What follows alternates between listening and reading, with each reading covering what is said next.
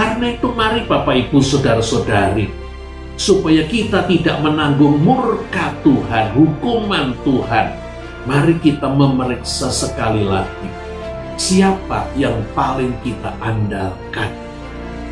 Dan apa buktinya bahwa kita mengandalkan Tuhan sebagai yang paling utama.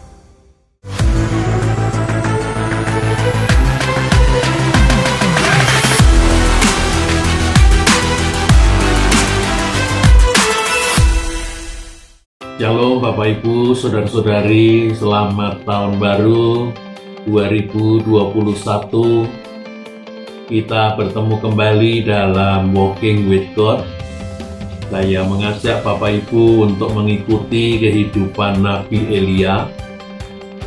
Dan supaya tidak terlalu panjang, saya akan membaginya dalam 3 kali pertemuan. Mari kita berdoa. Ya Tuhan yang kami kenal, kami sembah di dalam diri Tuhan Yesus Kristus. Tuhan yang menjadi gembala yang baik di dalam kehidupan kami. Tuhan yang setia sepanjang perjalanan hidup kami selama ini. Sekali lagi kami datang menyerahkan hidup kami ke dalam tuntunan dan pimpinan Tuhan. Demikian juga di dalam kami membaca dan merenungkan firman Tuhan. Tolonglah kami ya Allah Roh Kudus, berilah kami hikmat, berilah kami pewahyuan, dan berilah kami sapaan Tuhan secara pribadi. Tolonglah alat yang menjadi perantaraan firman, layakkan, kuduskan, dan mampukanlah ia, sehingga ia dapat berkata-kata seturut dengan kehendak Tuhan, tetapi juga agar kata-katanya dapat kami ikuti dan kami mengerti.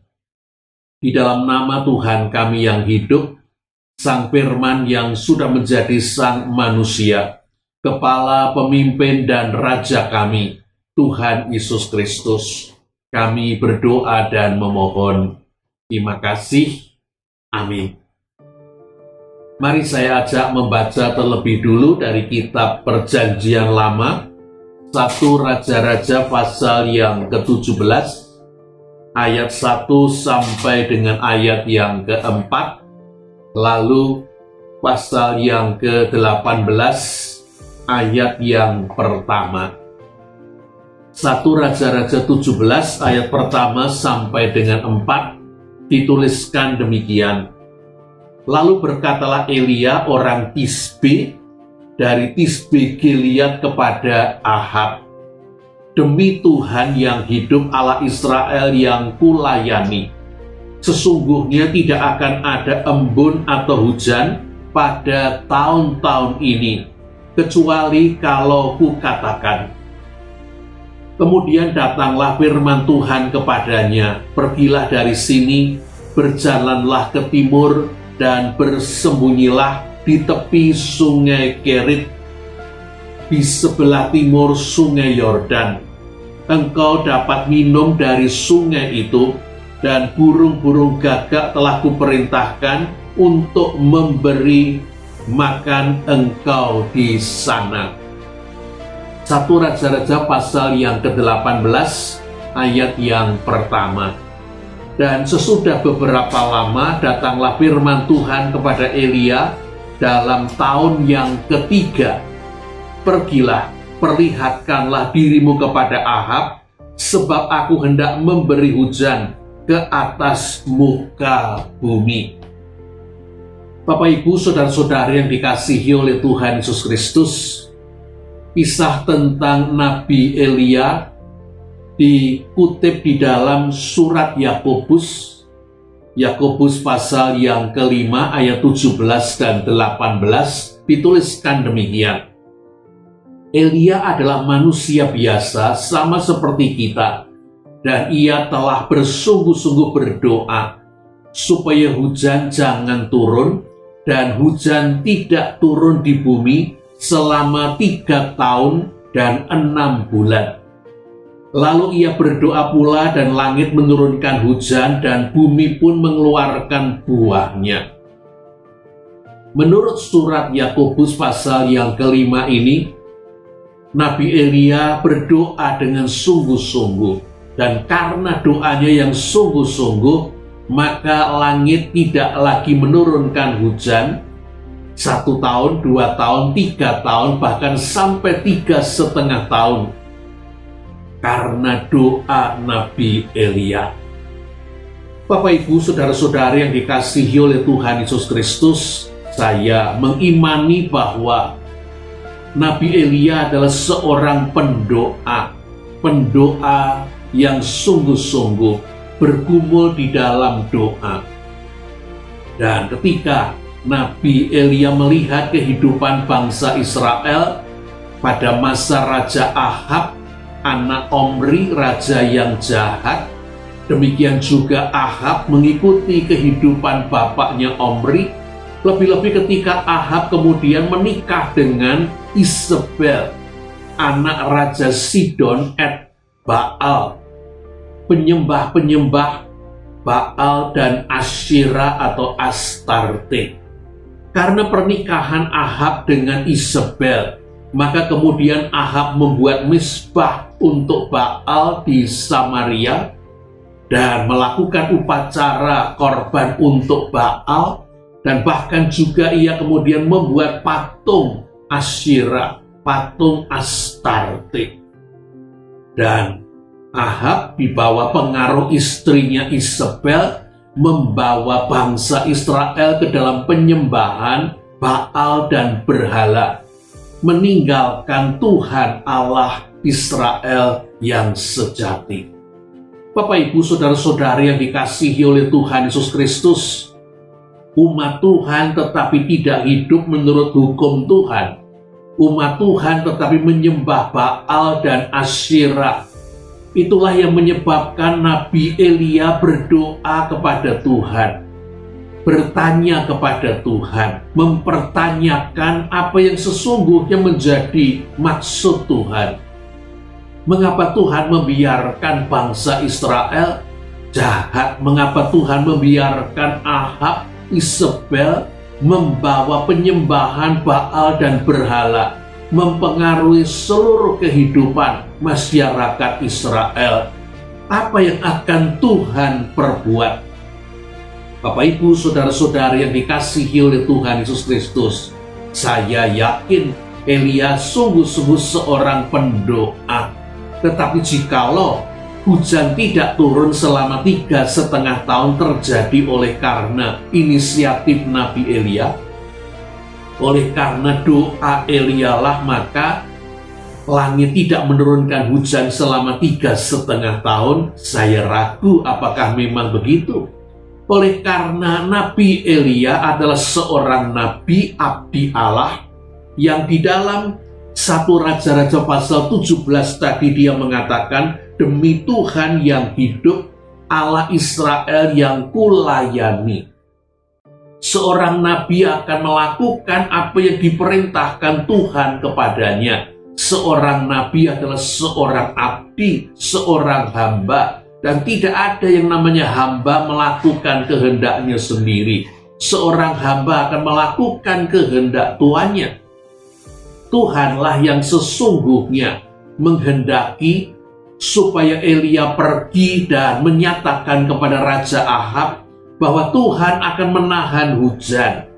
Dan karena itu, karena Tuhan memerintahkan Elia mengatakan tidak akan ada hujan, dan sebagai akibatnya mulai terjadi kekeringan yang semakin parah, dan itu berarti tanaman-tanaman layu dan mati, tidak ada hasil panen, dan itu berarti sebagian hewan akan mulai kekurangan air minum dan juga akan mati. Elia dituduh oleh Raja Ahab mendatangkan bencana besar bagi Israel. Oleh karena itulah Elia menjadi orang yang dicari, orang yang akan ditangkap untuk dibunuh, oleh karena dianggap yang membawa masalah besar bagi bangsa Israel. Karena Tuhan yang memakai Nabi Elia supaya Nabi Elia mengumumkan tidak akan ada hujan, dan akibatnya dia akan ditangkap untuk dibunuh, Tuhan kemudian memeliharakan hambanya ini. Tuhan menyuruh supaya Nabi Elia pergi menyembunyikan diri ke tepi sungai Kerit. Dan itu berarti sungai Kerit masih memberi air untuk sementara waktu dan untuk makan supaya Elia bisa hidup. Dengan agak tidak logis, Tuhan memakai burung-burung gagak mengantarkan roti dan daging 2 kali sehari, pagi dan petang, dan kita tidak tahu berapa hari itu berlangsung, mungkin minggu-minggu, bahkan mungkin bulan-bulan, sampai kemudian nanti sungai Kerit tidak lagi ada airnya, dan Nabi Elia disuruh pergi ke Sarfat yang ada di wilayah Sidon. Bukan Nabi Elia yang menyebabkan tidak ada hujan dan embun turun ke bumi, tetapi Tuhan.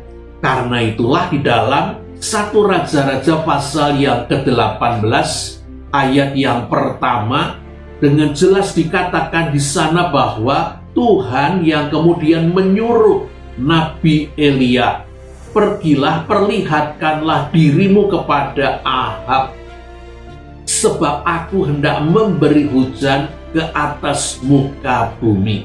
Sesudah 3,5 tahun, Nabi Elia disuruh untuk menjumpai Ahab karena Tuhan sudah akan mengakhiri bencana kekeringan dengan memberikan hujan.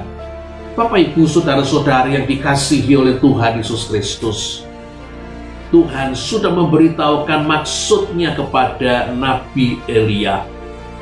Dan Nabi Elia diberitahu sehingga dia tahu, orang lain belum tahu, dia sudah tahu. Dan Nabi Elia kemudian menyampaikan apa yang disuruh Tuhan, apa yang diberitahukan oleh Tuhan, bahwa tidak akan ada hujan turun selama sekian tahun, supaya diberitahukan. Sudah diberitahu, tinggal menyatakannya. Bukankah itu hal yang mudah? Kalau begitu, apa istimewanya seorang nabi? Istimewanya seorang nabi adalah kedekatannya dengan Tuhan, sehingga dia dapat menangkap, dia dapat mengerti bahwa ini firman Tuhan, ini perintah Tuhan, ini kehendak Tuhan. Ini bukan sesuatu dari pikirannya sendiri. Ini bukan suara roh jahat yang dimunculkan di telinganya. Ini sungguh firman Tuhan. Untuk bisa mendapatkan kepastian, butuh keintiman, keakraban, kedekatan seorang nabi dengan Tuhan. Dan itu yang tidak mudah. Yang kedua, walaupun sudah diberitahu oleh Tuhan apa yang akan terjadi, firman Tuhan harus disampaikan. Kalau firman Tuhan itu berupa penghukuman, seperti hukuman kepada Ahab raja dan seluruh kerajaan dan seluruh Israel yang mendatangkan konsekuensi, Elia akan ditangkap dan dibunuh, menyampaikan berita hukuman yang akan membawa kecelakaan bahkan kematian bagi dirinya sendiri. Itu butuh keberanian, itu tidak mudah.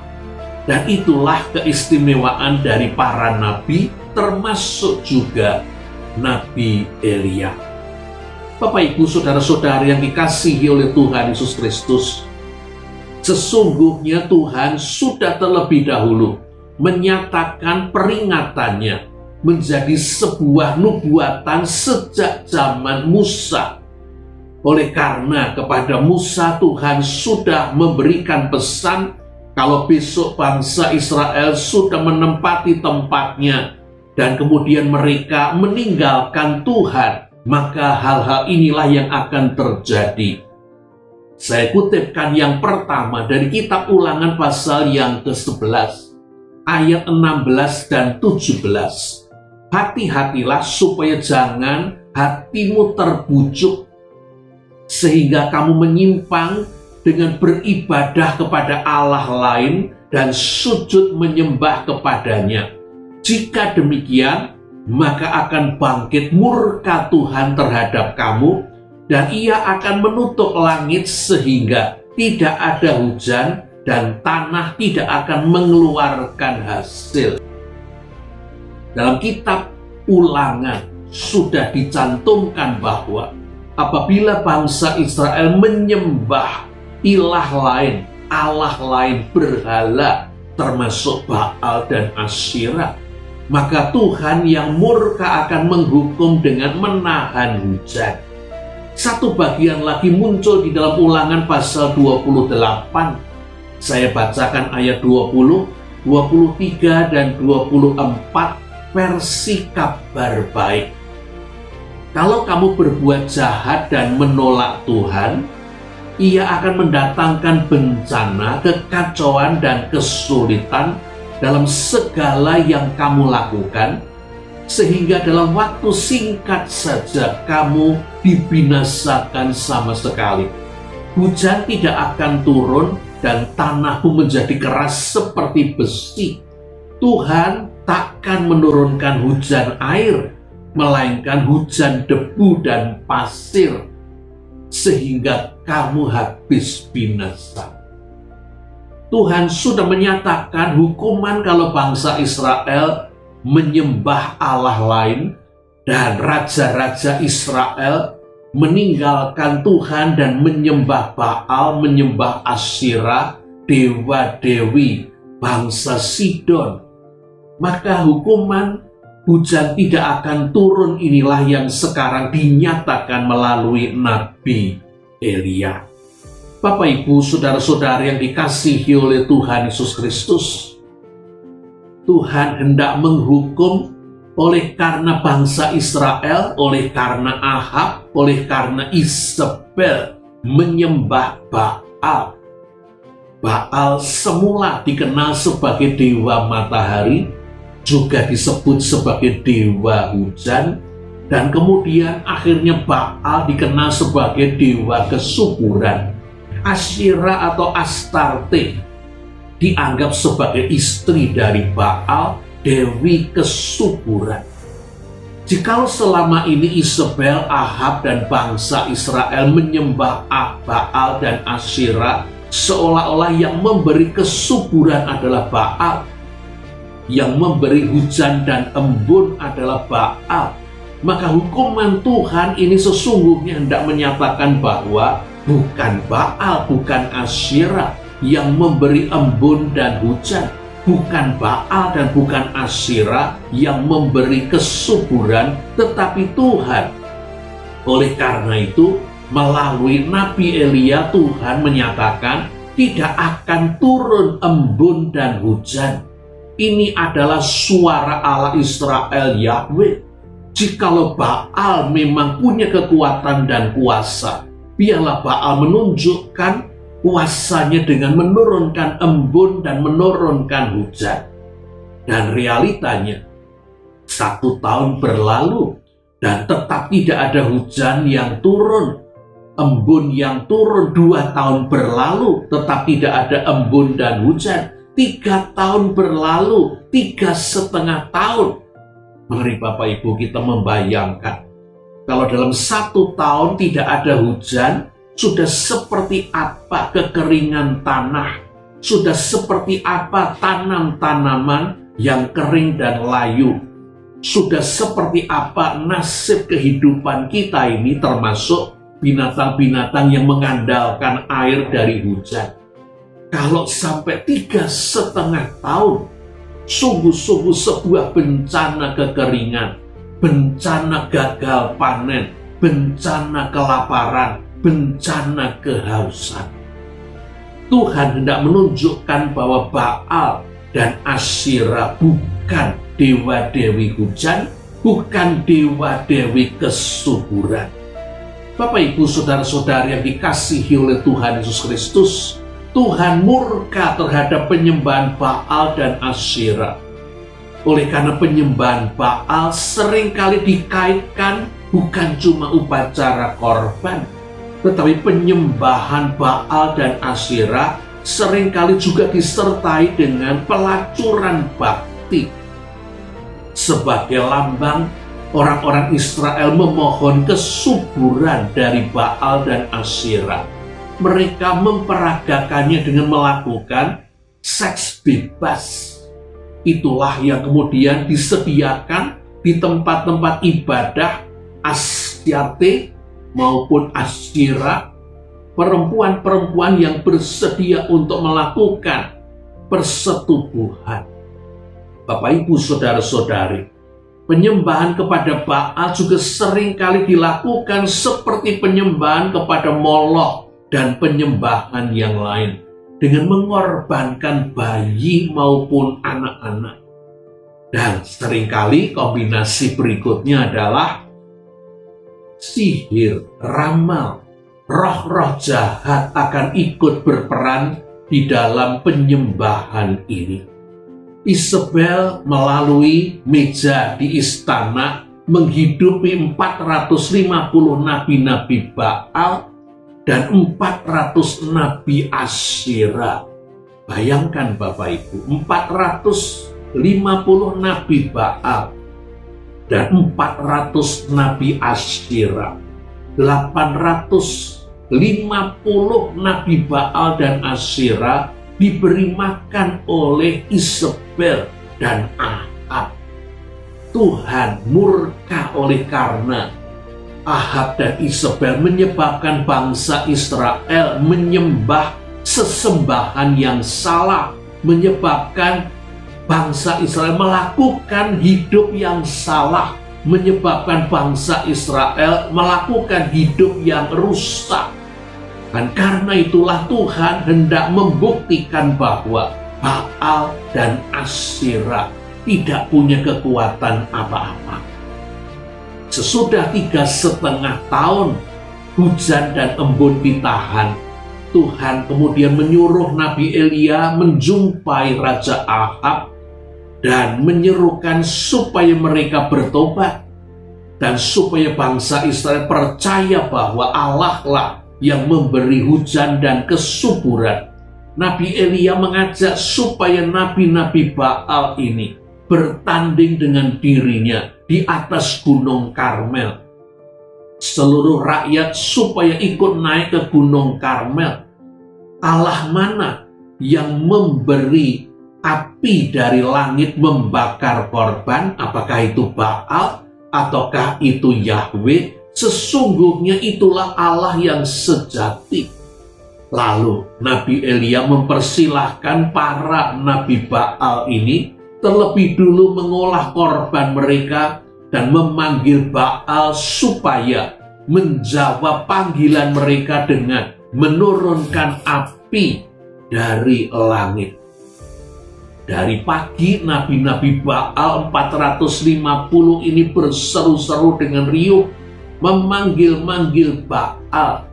Dan ketika tidak ada reaksi apa-apa dan tidak terjadi apa-apa, sebagaimana biasanya kemudian para nabi Baal ini mulai menoreh-noreh badan mereka dengan senjata sehingga darah mereka mulai mengucur.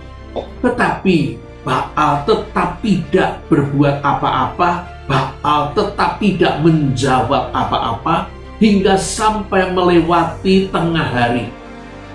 Dan ketika kemudian menjelang hari sore, upacara korban sore, maka Elia ganti melakukan bagiannya.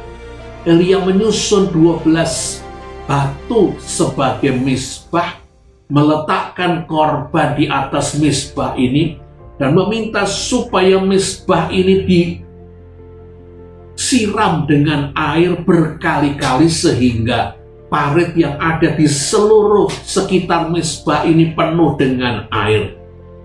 Lalu Nabi Elia berdoa dan mengundang Yahweh Allah Israel untuk menjawab panggilannya dengan menurunkan api dari langit. Dan itulah yang kemudian terjadi. Api turun dari langit bukan hanya membakar korban yang dipersembahkan Nabi Elia. Api dari langit ini juga menjilat seluruh air yang ada di sekeliling misbah, di parit-parit yang tadinya penuh dengan air. Semua kemudian terbakar. Dan pada saat itulah rakyat Israel kemudian berseru bahwa Yahwehlah Allah sejati. Dan Nabi Elia memerintahkan supaya nabi-nabi Baal ini kemudian ditangkap dan dibunuh. Oleh karena itulah sesungguhnya yang diserukan di dalam kitab Taurat, khususnya Ulangan pasal 13 ayat 12, juga Ulangan 17 ayat 2 sampai dengan 5. Jikalau ada orang yang mengajak menyembah Allah lain, orang itu harus dihukum mati. Lebih-lebih nabi-nabi Baal yang mengajak untuk menyembah Allah lain Baal. 450 nabi-nabi Baal kemudian dibunuh di sungai Kidron. Dan Elia berhasil menunjukkan bahwa Allah lah yang sesungguhnya memberikan api dari langit, dan sekaligus tidak seberapa lama dari saat kemenangan Elia di atas Gunung Karmel, Tuhan memberikan hujan lebat sehingga apa yang selama 3,5 tahun tidak pernah terjadi kemudian terjadi. Tuhan mengirimkan api dari langit, dan Tuhan sekaligus menurunkan hujan dari langit. Tuhan memberi kesegaran. Tuhanlah yang memberikan kesuburan dan kehidupan bagi tanaman-tanaman, bagi hewan-hewan, dan juga bagi manusia. Dan sebagai bonus, Nabi Elia dapat berlari turun dari Gunung Karmel lebih cepat daripada Raja Ahab naik kereta turun dari Gunung Karmel. Bapak, Ibu, saudara-saudari yang dikasihi oleh Tuhan Yesus Kristus, Tuhan sudah memberikan peringatan dan larangannya. Ada di dalam kitab Taurat, ada di dalam Perjanjian Lama, ada di dalam Perjanjian Baru. Perintah dan larangan Tuhan masih tetap berlaku dulu, sekarang, dan selamanya. Apakah kita masih memegangi, mentaati apa yang menjadi perintah dan larangan Tuhan? Ataukah ada yang berpikir bahwa kita sekarang hidup di zaman modern? Allah Yahweh adalah Allahnya orang Israel. Ini untuk kehidupan pada zaman dahulu. Sekarang kita tidak butuh Allah. Kita sudah punya teknologi. Kita sudah modern. Kita sudah maju. Bapak, Ibu, saudara-saudari dikasihi oleh Tuhan Yesus Kristus, hukum Tuhan masih tetap berlaku. Kasihilah Tuhan Allahmu, itu bentuknya imperatif, perintah. Jikalau kita tidak mengasihi, kita dipersalahkan dan kita akan dihukum. Kasihilah sesamamu manusia seperti dirimu sendiri. Ini pun perintah. Jikalau tidak kita lakukan, kita akan dituntut dari apa yang tidak kita lakukan. Demikian juga hukum yang ada di dalam dasar kita. Paling tidak saya ingin menunjukkan hukum yang kedua. Jangan membuat apapun untuk kita sembah. Hukum yang pertama, jangan ada ilah lain di hadapan Tuhan. Yang kedua, jangan membuat apapun untuk kita jadikan sebagai Tuhan, sebagai ilah, sebagai Allah lain. Dan mungkin kita dengan tersenyum berkata, siapa sih Pak yang pada saat ini menyembah Baal dan Asyera? Oh Bapak Ibu, kalau kita sadar masih banyak yang sesungguhnya main-main dengan kuasa kegelapan, mengandalkan yang bukan Tuhan itu sebagai andalan, kekuatan, dan perlindungannya. Tetapi mari kita pindah yang lebih dekat dengan kita. Apa yang paling kita andalkan, itulah Allah kita. Itu definisinya. Karena itu pertanyaannya adalah, apa yang paling kita andalkan? Kalau saya mengingat dahulu zaman saya SD, SMP, SMA, sebagai anak bungsu, yang usia saya dengan kakak-kakak saya berbeda jauh, 5 tahun, 4 tahun, sehingga ketika saya SD, kakak-kakak saya sudah SMP, SMA. Ketika saya kesulitan membuat PR SD, kakak saya sudah tidak lagi SD, SMP. Dia mengajari saya dengan cara SMP. Cara SD saja saya kesulitan, apalagi sekarang cara SMP. Makin saya kesulitan, makin kakak saya mulai tidak sabar. Mulai dia tidak sabar, saya makin stres, makin tidak mengerti. Dan akhirnya saya mengambil keputusan, tidak usah tanya lagi tentang PR di rumah. Kalau tidak bisa membuat PR, berangkat lebih awal. Bapak Ibu tahu kan maksudnya berangkat lebih awal, nyontek PR-nya teman lain di kelas.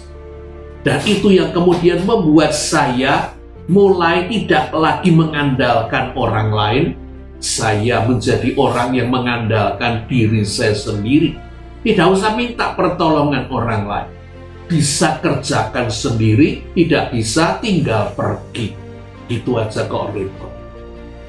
Sehingga kalau saya ditanya pada masa lalu saya, siapa Tuhan saya, siapa yang paling saya andalkan? Jawaban saya adalah diri saya sendiri. Apa andalan Bapak Ibu Saudara-saudari? Ada yang kalau tidak punya uang sejumlah sekian di dalam lemarinya atau di dalam tabungannya sudah stres, tidak bisa tenang, karena andalannya adalah uang yang cukup.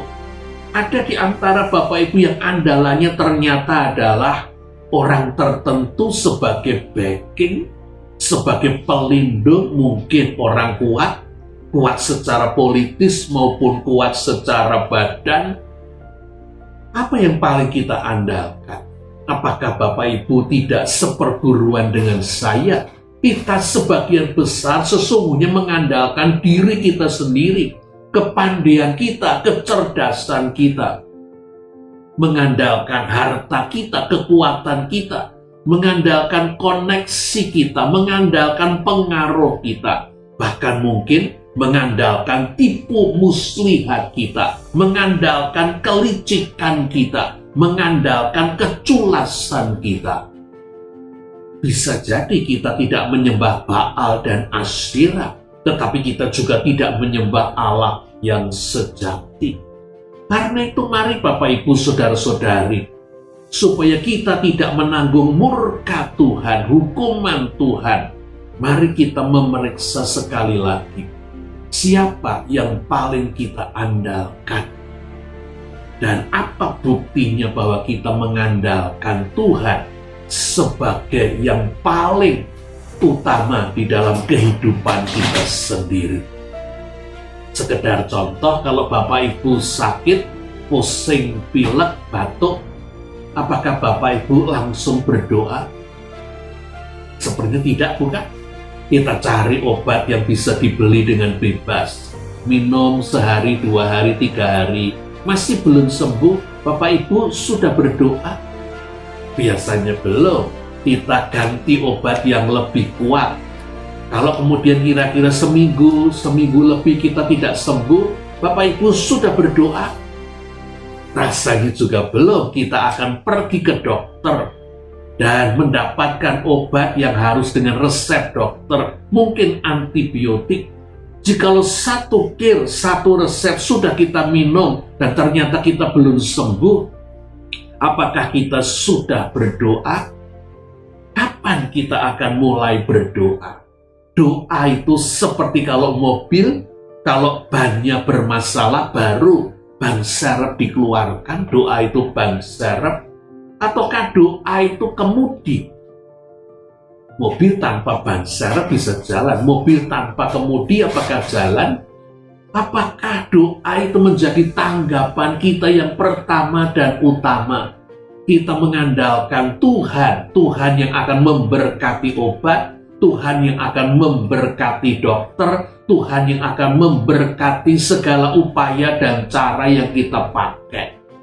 Bapak, Ibu, saudara-saudari yang dikasihi oleh Tuhan Yesus Kristus, mari kita mentaati Tuhan, karena mentaati Tuhan mendatangkan kebahagiaan di dalam kehidupan kita dan kehidupan keluarga kita.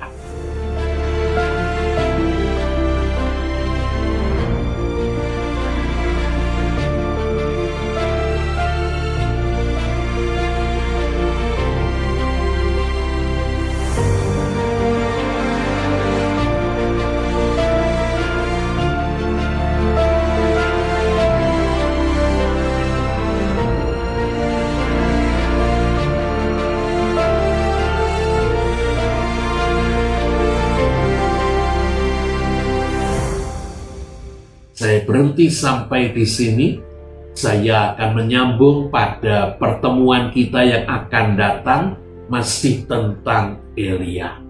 Tuhan memberkati Bapak, Ibu, saudara-saudari. Shalom.